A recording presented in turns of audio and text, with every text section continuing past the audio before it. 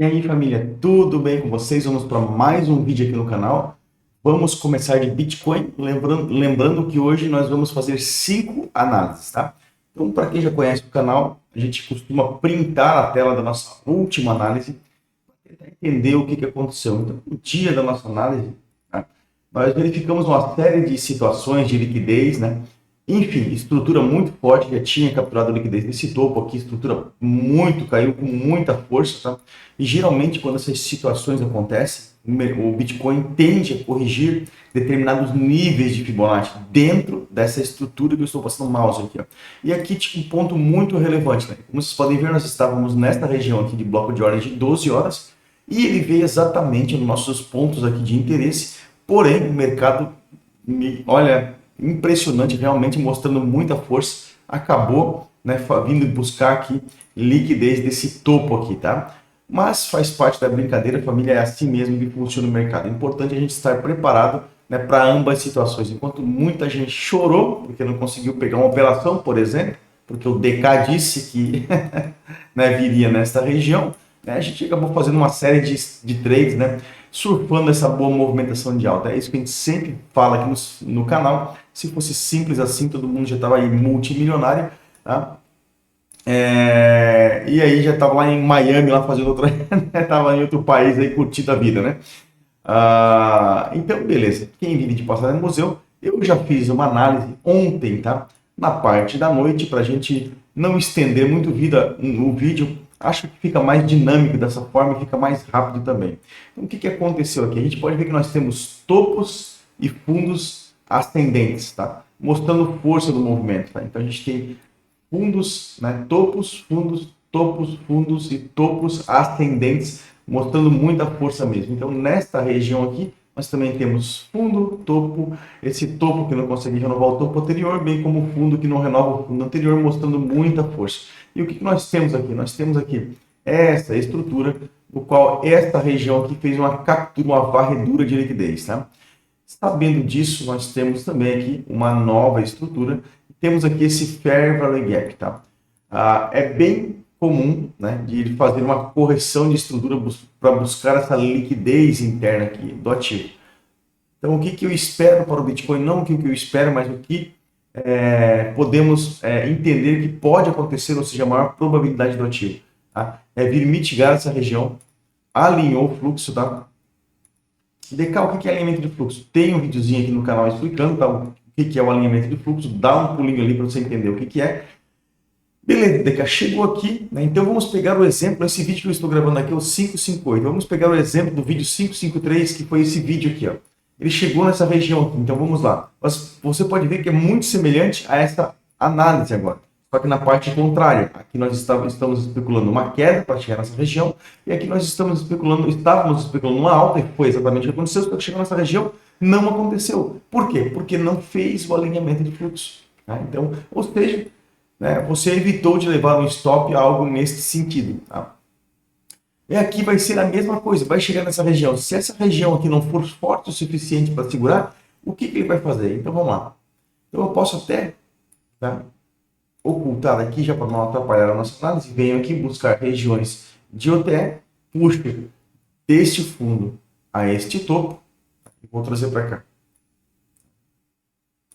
Como nós já varremos a liquidez desse topo, renovamos esse topo, ou seja, ele continua fazendo as escadinhas, né, ascendentes. Olha só, então a gente pode fazer esse aqui, né? Então ele renovou o nosso topo, seguindo a lógica do mercado, ou seja, topos e fundos ascendentes. Tá? Então a probabilidade é o que? É de ele fazer esse movimento e dar continuação à movimentação de alta.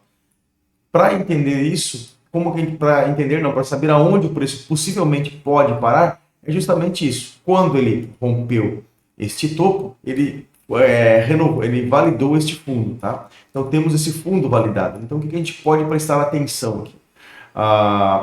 Temos essa estrutura, puxei Fibonacci de retração deste fundo a este topo, temos aqui níveis de OTE, onde o mercado tende a vir buscar, tá?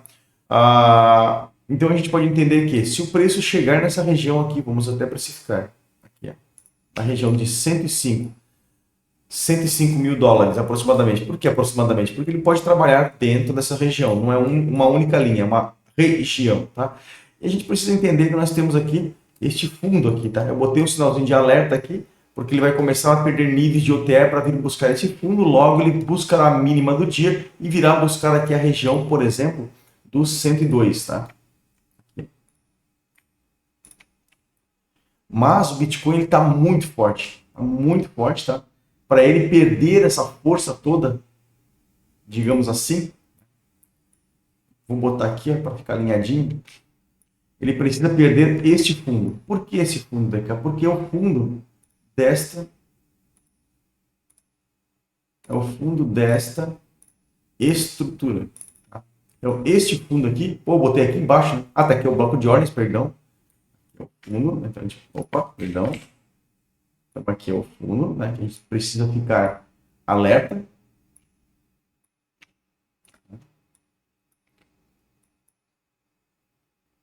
E aqui é o bloco de ordens, caso esse fundo seja perdido. Eu vou traçar uma linha, tá, família? Para não ficar poluído o gráfico aqui, tá?